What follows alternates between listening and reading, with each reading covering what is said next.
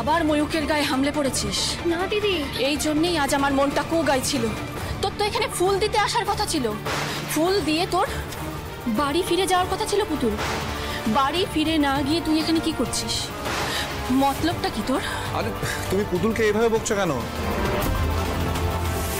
দোষ তো আমার, আমি অন্য মনস্কায় হাঁটছিলাম, আর একটু হলে ফুলে পা দিতাম। ও যদি ঝাঁপিয়ে পড়ে না আটকাতো তাহলে। এসব ওর নাটক। তুমি কিছু জানো না ময়ূক, আমি ওকে হাড়ে হাড়ে চিনি। মা মঙ্গলচণ্ডী, দিদি আমায় ভুল বুঝছে।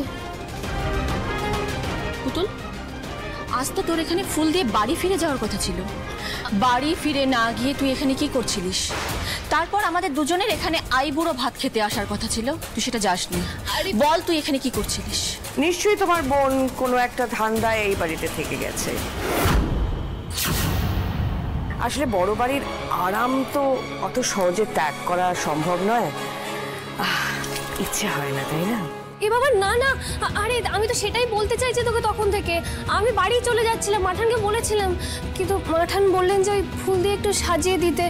কি করে কথা ফেলি বল? তারপরে ময়ূকদানা আনমনে পাটা দিয়ে ফেলতো, পাটা ধরতে গিয়ে ওরকম করে। ঠিক আছে ঠিক আছে, তারপর তুই পায়ের তলায় হাত দিবি? তুই দেখ, সে তো ফুলটা কেটেই গেল, তুই কিভাবে পায়ে হাত দিলি বলতো? পায়ে হাত দিয়েছি তো কি হয়েছে ময়ূকদা?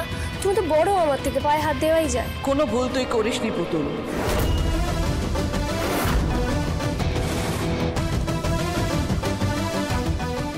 পুতুল, এইটুকু বয়সে তোর যে শিক্ষা, যে বিবেচনা বোধ, তা দেখে আমি অবাক হয়ে যাই।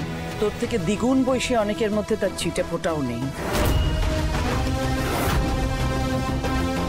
এই যে শুভ কাজে একটা ফুল দিয়ে সাজানো হচ্ছে, সেটা নষ্ট হয়ে যাবে বলে তুই অন্য মানুষের পায়ের তলায় হাত দিতে পর্যন্ত দ্বিধা বোধ করিস না। এটা হলো তোর নৈতিক শিক্ষার জয়।